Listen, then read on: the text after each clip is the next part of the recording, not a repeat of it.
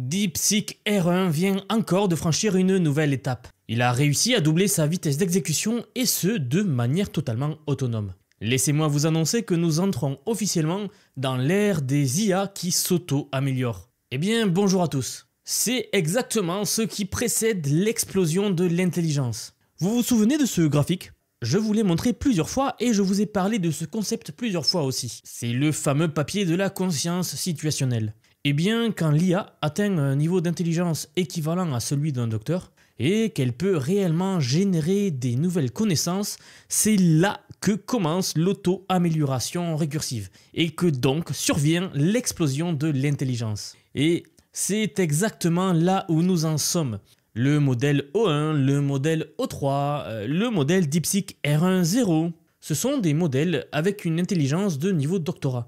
Et maintenant, voici qu'il commence à s'auto-améliorer de façon récursive. Ce qu'il vient de se passer ces 2 dernières semaines est juste époustouflant. Et comme si cela n'était pas assez, eh bien la deuxième découverte incroyable que je vous montrerai en fin de vidéo vient d'une autre équipe qui a réussi à reproduire le moment Eureka, le moment aha, donc à reproduire en fait DeepSeek pour seulement $3 maintenant. Et oui, car il y a quelques jours, je vous parlais d'une équipe de Berkeley qui avait réussi à copier et reproduire ce moment d'apprentissage pour seulement $30. Eh bien, on a maintenant une réduction par 10, $3 pour reproduire ce moment crucial d'apprentissage du modèle DeepSeek R1. Au passage, c'était une blague de l'un de mes abonnés sous la vidéo de Berkeley. Elle m'avait fait bien marrer, on avait tous rigolé, mais en fait, eh bien, il n'avait pas tort. Même pas une semaine après, on a déjà un modèle à $3. Et comme il dit, qu'est-ce qu'il en sera dans une semaine? On sera à 3 centimes en fait? Bon, on va voir ça à la fin de la vidéo. Aujourd'hui, je vais vous montrer ces 2 avancées qui sont incroyables. On dirait que ça fait des mois et des mois que je vous parle d'avancées, mais non, depuis la sortie de DeepSeek, ça fait quelques petites semaines, 2 ou 3 semaines, je sais plus, il se passe trop de choses. Bon, alors commençons par voir comment le DeepSeek R1 a réussi à s'améliorer pour doubler sa vitesse carrément. Voici le blog de Simon Wilson, où il parle justement de cette amélioration de vitesse par 2.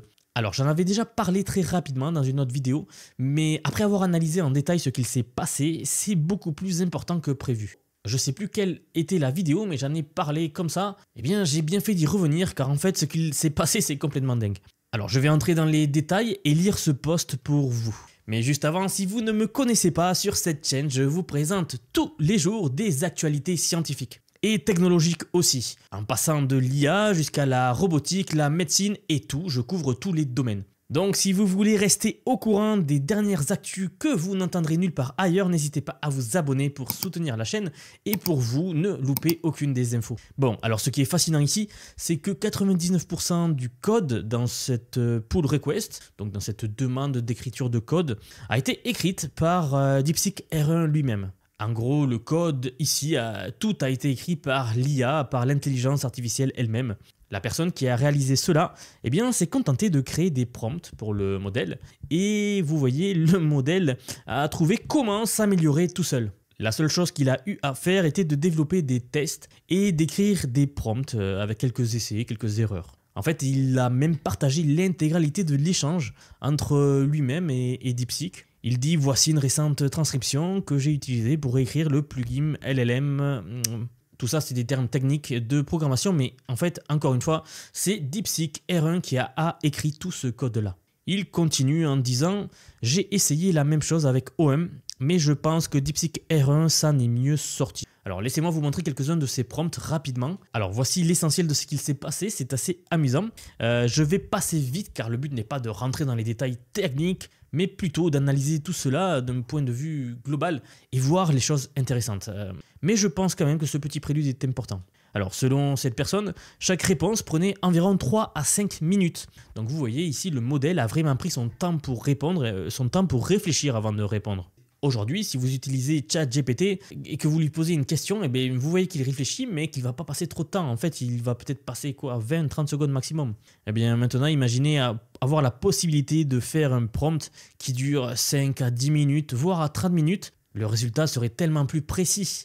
Alors au passage, c'est ce que fait Deep Research maintenant.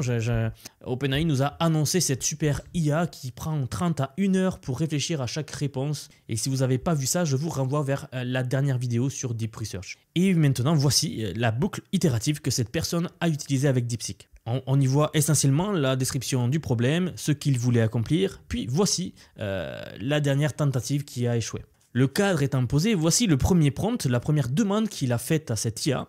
Et il a dit donc la chose suivante à l'IA, votre tâche c'est de convertir ce code C++ ARM SMID vers un WAS SMID. En gros, ce que ça fait, c'est améliorer la façon dont le traitement en parallèle fonctionne avec l'architecture des puces ARM. Bon, et je ne vais pas du tout rentrer dans les détails, ça c'était pour information, mais en gros, on va lui donner un tas de code existant, un tas de code informatique existant, que vous voyez ici d'ailleurs. Voilà, c'est vraiment du code de haut niveau. Puis il lui donne encore une autre instruction qui lui dit, voici la fonction que tu dois convertir. Donc en fait, c'est la fonction qui permet cette tâche-là, qui permettrait d'accélérer le modèle. Et une petite indication, tu dois commencer le code avec, bon, ça peu importe. Il lui a ensuite donné un autre prompt, un deuxième prompt en fait. Mais peu importe, passons à la technique. Pourquoi est-ce que je vous montre ça ? Eh bien, avec ces prompts, le modèle a pu chercher des optimisations pour s'exécuter plus rapidement. C'est impressionnant. On voit là une machine qui, après son code, s'est auto-améliorée et maintenant voici qu'il est 2 fois plus rapide. Ce qui est génial, c'est qu'on peut aussi voir le cheminement de la pensée de l'IA. Ici, regardez, on peut voir, ok, je dois implémenter le même modèle que Mistral, etc. Et à la fin, on a le code et ça marche. Maintenant, imaginez une seule seconde, eh bien une centaine, voire un millier de ces agents-là qui tournent de façon autonome, cherchant constamment des moyens de s'auto-améliorer ou de s'améliorer les uns et les autres. Si ça, ce n'est pas le point de décollage brutal dont tout le monde parle, eh bien je ne sais pas ce que c'est. Je vous rappelle le début de la vidéo, je parlais de l'explosion de l'intelligence. Parce que en fait, à partir du moment où vous avez, on va dire, des milliers d'agents IA qui vont s'auto-améliorer entre eux, eh bien on ne sait pas qu'est-ce qu'ils peuvent arriver à faire en fait. Ça peut arriver très vite.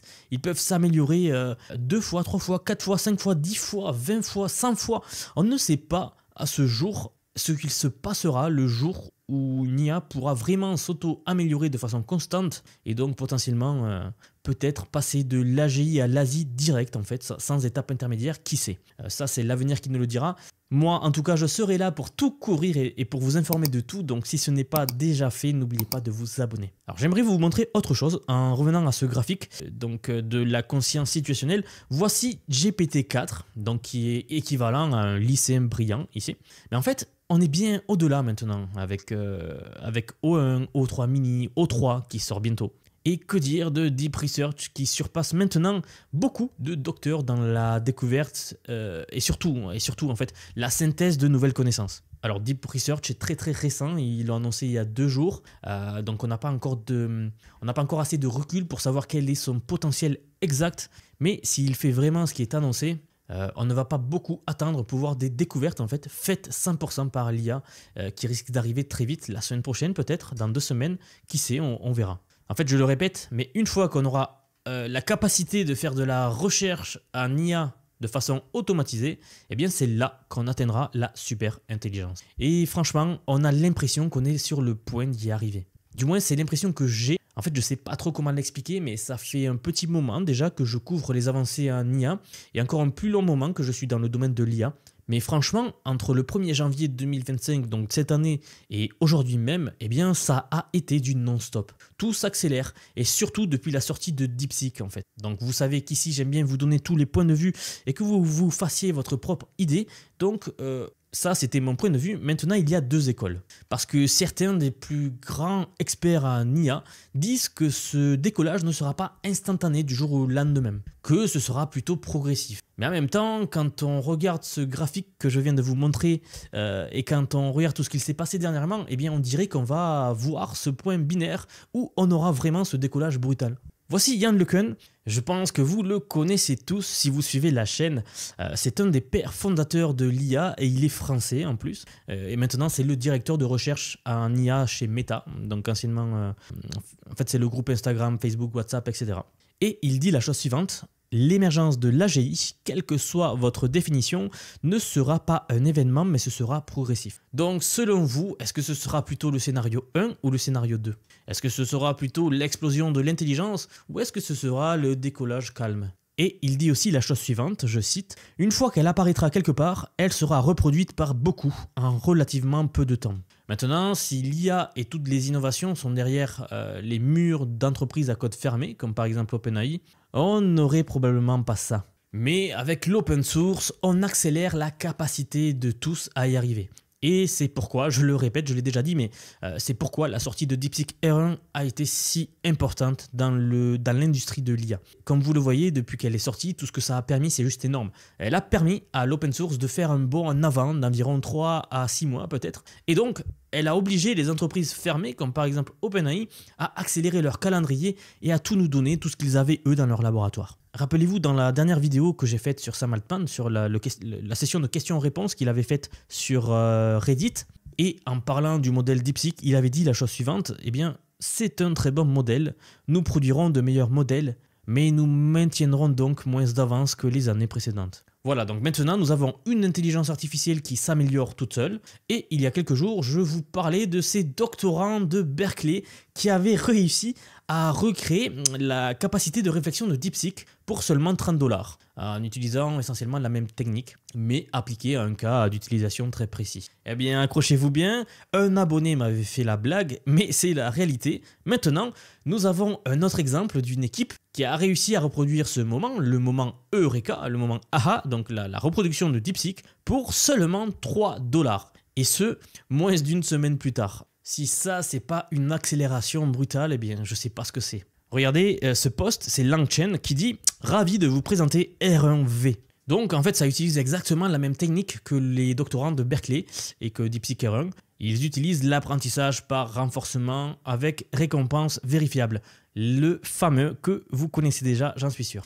Pour apprendre donc les modèles à apprendre des capacités générales de comptage ici. Et c'est la clé, l'apprentissage par renforcement avec des récompenses, comme on avait vu. Alors ça fonctionne incroyablement bien quand on a une fonction de récompense bien définie. Ce qui signifie qu'il doit y avoir une réponse connue à la question du problème en amont. Par exemple, 2 plus 2 égale 4. Ça, c'est une question bien définie, mais quelle est ta couleur préférée, par exemple, eh bien, n'a pas de réponse définie. C'est juste une opinion, on peut dire. Dans un cas, on peut utiliser le RLF, donc l'apprentissage par renforcement, dans un autre, non. C'est la raison pour laquelle cette technique en fait marche si bien pour les tâches STEM, sciences, technologies, ingénierie, mathématiques. Quand vous avez une tâche à résoudre dans une de ces catégories-là, avec une entrée bien définie et une sortie bien définie également, une question, une réponse, là, ce genre de modèle excelle en fait. C'est pour ça que je vous dis souvent que si vous voulez écrire un poème, n'utilisez pas O3, ça sert à rien. Utilisez plutôt le ChatGPT normal ou même Claude. En fait, Claude est très bon pour ça, pour les tâches un peu plus créatives. Et au passage, petite remarque, tout ça, je vous l'apprends dans ma formation et bien plus encore. En fait, je vous apprends à utiliser plein d'outils d'IA qui vont vous servir très précisément dans votre vie. Ou ne serait-ce que si vous voulez rester à jour de la technologie, de ce qu'il se fait, et si vous voulez en apprendre plus sur cette technologie qui, comme je le dis toujours et souvent, c'est la plus grande technologie que l'humanité n'ait jamais inventée. Donc si jamais ça vous intéresse, vous trouverez tous les liens sous la vidéo en commentaire épinglé. Bref, donc voilà, c'est quand vous allez entraîner le modèle à savoir quand il a raison et quand il a tort, et bien c'est là qu'on obtient ce comportement émergent de réflexion, ce moment Eureka, et on peut le faire sur un tout petit modèle, dans un cas d'utilisation très spécifique, comme ici par exemple. Et en plus pour seulement quelques dollars maintenant, et c'est complètement open source. Regardez ça, un modèle de 2 milliards de paramètres surpasse le modèle de 72 milliards de paramètres avec seulement 100 étapes d'entraînement pour moins de 3 $. C'est du jamais vu, ça s'accélère. Avant, ça coûtait extrêmement cher de faire un modèle d'IA de 72 milliards de paramètres. Et bien maintenant, vous prenez 3 $ et vous pouvez entraîner un modèle de 2 milliards de paramètres uniquement et qui sera meilleur que les gros modèles de 72 milliards de paramètres. Je trouve ça assez dingue à quel point on est passé vite d'une semaine à l'autre en termes de progrès. Mais bon, ça, je crois que vous l'aurez compris, j'ai l'impression de me répéter pas mal. Mais en tout cas, leur projet ici de reproduction à 3 $, ils nous disent que ce sera open source et que pour l'instant, c'est spécifiquement une capacité de comptage. Alors, vous vous dites peut-être, bon, c'est assez basique, à quoi ça sert vraiment? Eh bien, imaginez. On dirait qu'on se dirige vers une multitude de ces très très petits modèles avec une intelligence de base fondamentale et le minimum semble être autour de 1,5 milliard de paramètres. Ce genre de modèles, vous pouvez les faire tourner sur votre téléphone. Vous savez qu'aujourd'hui, il est possible de faire tourner des modèles d'IA sur votre PC, mais cela demande des cartes graphiques énormes, en fait des puces de calcul qui vont faire les calculs d'IA. Il faut une grosse quantité d'énergie. Et surtout, il vous faut des puces très avancées. Eh bien, ces petits modèles-là de 1,5 milliard de paramètres, ils sont si petits que vous pourrez les faire tourner sur votre portable. Imaginez avoir un ChatGPT local sur votre portable qui serait uniquement confiné à votre portable. Eh bien, c'est probablement l'avenir vers lequel on se dirige. À mon avis, on aura plus de modèles généralistes massifs, comme un ChatGPT très avancé, mais ce ne sera pas tout. En fait, il s'agit vraiment de prendre tous ces petits modèles que n'importe qui peut créer en open source chez lui avec sa base de données, puis de construire dessus et de les rendre vraiment performants dans des cas d'utilisation très spécifiques à ce que vous voulez. Rien ne vous empêcherait aujourd'hui d'entraîner un petit modèle comme ça sur toutes les données de, je sais pas, votre entreprise par exemple, une base de données de tous vos mails, ou en fait peu importe, vous pouvez entraîner des IA sur à peu près tout. Car comme vous le voyez, en 100 étapes, ils ont fait passer le modèle de 2 milliards de paramètres de 53% de précision sur ce problème ici de comptage à 99%. Pratiquement parfait. Battant donc le modèle de 72 milliards qui lui était à 94%. C'est assez incroyable. Et voici le projet open source juste ici. Si vous voulez, pour ceux qui s'y connaissent, vous pouvez l'essayer vous-même d'ailleurs. Voilà, toute la communauté open source peut maintenant voir ce qui a si bien fonctionné pour DeepSeek, le reproduire, innover dessus et même l'étendre. Et c'est ça la puissance de l'open source. Quand est-ce que le progrès va ralentir? Eh bien, pas de sitôt, j'ai l'impression. Si vous avez bien écouté, je pense que vous comprenez pourquoi. Et si vous n'êtes pas encore abonné, vous pouvez le faire car une nouvelle vidéo de ce genre et bien d'autres vous attendent chaque jour sur cette chaîne. D'ailleurs, partagez-moi vos impressions dans les commentaires, votre avis compte énormément. Et à mon cher abonné qui avait fait la blague sur la vidéo de Berkeley, si vous le revoyez par les commentaires, n'hésitez pas à lui lâcher un pouce. En tout cas, une chose est sûre, ce voyage dans l'univers de l'IA, eh bien, nous le faisons ensemble. Car en ce moment même, eh bien, l'IA, franchement, elle transforme chaque secteur, chaque métier, chaque aspect de notre quotidien. Dans 6 mois, dans 1 an, eh bien, ce ne sera plus une option, ce sera une nécessité même. Et vous avez aujourd'hui l'opportunité de prendre une avance décisive. Alors, pour ceux qui veulent approfondir, j'ai créé une formation accessible à tous. Vous retrouverez le lien en commentaire épinglé sous la vidéo. Merci encore pour avoir regardé et je vous dis à demain pour de nouvelles découvertes passionnantes. Si cette analyse vous a intéressé et que vous voulez aller encore plus loin dans la compréhension des enjeux géopolitiques actuels, je vous invite à découvrir ma nouvelle chaîne Vision Actu. Vous y trouverez des analyses approfondies sur ce sujet et bien d'autres qui façonnent notre présent et notre futur. N'oubliez pas de vous abonner aux 2 chaînes pour ne rien manquer. À très bientôt pour de nouvelles analyses.